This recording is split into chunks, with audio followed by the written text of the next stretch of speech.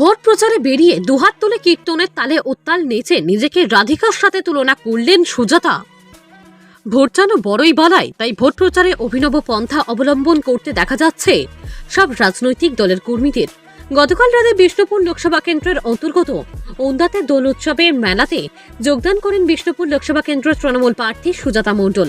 সেখানে দলীয় কর্মী সমর্থকদের সাথে ওন্দা বাজারে পা মিলিয়ে জনসংযোগ করার পর উপস্থিত হন হরিনাম সংকীর্তনের আসরে। সেখানে পৌঁছে কীর্তনের তালে তালে দুহাত তুলে নিচে গা ভাসালেন রাধানাম সংকীর্তনের আসরে।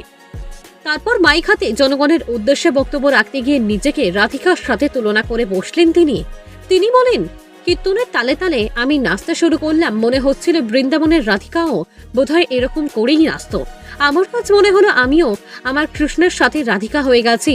বুঝুন কাণ্ড, ভোট প্রচার কি রকম পন্থা। পরে অবশ্য তিনি সাংবাদিকদের মুখোমুখি হয়ে বলেন, রাধিকা যেমন শ্রীকৃষ্ণের জন্য নিজের জীবনকে তার চরণে উৎসর্গ করেছিল, তেমনি আমিও বিষ্ণুপুর লোকসভা কেন্দ্রের মানুষের চরণে নিজের জীবনটাকে উৎসর্গ করে দিয়েছি।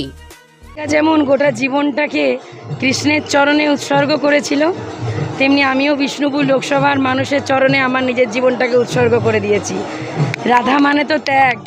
রাধিকার মতন প্রেম কেউ জানে না করতে, রাধিকার মতন ভালোবাসতে কেউ জানে না। তাই সেখানে আমিও বিশ্বাস করি আমি আমার জীবনের শেষ রক্তবিন্দু পর্যন্ত বিষ্ণুপুর লোকসভার মানুষের জন্যই আমার হৃদয়টা কাঁদবে। আর এই ওঁদার মাটি লড়াইয়ের মাটি, এই ওঁদার মাটি সংকল্পের মাটি, ওঁদার মাটি সংগ্রামের মাটি। আর এই ওঁদার মাটিতে আমি বলে গেলাম আমার জীবনের শেষ রক্তবিন্দু পর্যন্ত আমি বিষ্ণুপুর লোকসভার মানুষের জন্য উৎসর্গ করে গেলাম। খোল বাজাতে বাজাতে মনে হলো কোথাও যেন কোনোদিন তো খোল বাজাইনি, অথচ এত সুন্দর তালে তালে বাজালাম কি করে।